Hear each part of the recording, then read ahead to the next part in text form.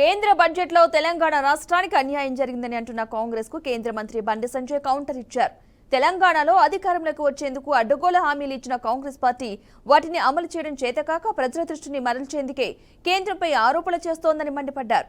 కాంగ్రెస్ ప్రవేశపెట్టిన బడ్జెట్లో 1,09,000 కోట్లు కేంద్రం నుంచి వచ్చినవేనని చెప్పారు. అయినా కేంద్రం రాష్ట్రానికి ఒక్క పైసా ఇవ్వలేదని అసెంబ్లీలో కాంగ్రెస్ ఎలా తీర్మానం చేస్తుందని బండి సంజయ్ ప్రశ్నించారు. విపక్షాలు ఇలాంటి నీచమైన ఆరోపణలు చేయడం సిగ్గుచేటని కేంద్ర మంత్రి బండి సంజయ్ అభిప్రాయపడ్డారు. మహిళలకు 2,500 రూపాయల గురించి ప్రత్యేక నిధులు కేటాయించిరా? బడ్జెట్ లేని ప్రస్తావన లేదు.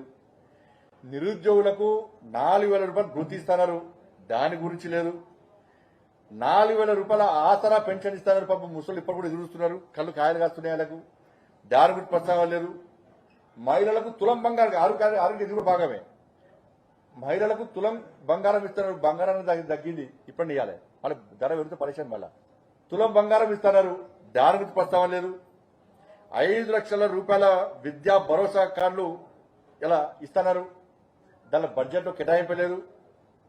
ఇవన్నీ కూడా ఈ 420 హామీలకు ఎక్కడో బడ్జెట్ కేటాయించలే. ఇప్పుడు రుణమాఫీ కోసము 35,000 కోట్ల రూపాయలు అవసరమని చెప్పి ప్రభుత్వం అయిపోయింది. 35,000 కోట్ల రూపాయలు కూడా జరపవు రుణమాఫీ కోసం. 30,000 కోట్ల రూపాయలు రుణమాఫీ కోసం మీరే అయిపోయారు. కానీ మీ బడ్జెట్లో కేటాయించింది ఎంత? 15,000 కోట్ల రూపాయలు. 50% కూడా కేటాయించాలి మీరు. రైతులు ఆలోచించాలి. రైతు భరోసా మీద అసలు క్లారిటీ లేదు. 8 మంత్స్ రైతు భరోసా ఇప్పటికే ఇవ్వాల్సిందే. ఎందుకు ఇవ్వలే? కౌలు రైతులు కూడా ఇస్తున్నారు, అవి పక్కా ఇవ్వాల్సిందే. దాని మీద స్పష్టమైనటువంటి విధానం లేదు వీళ్ళకు.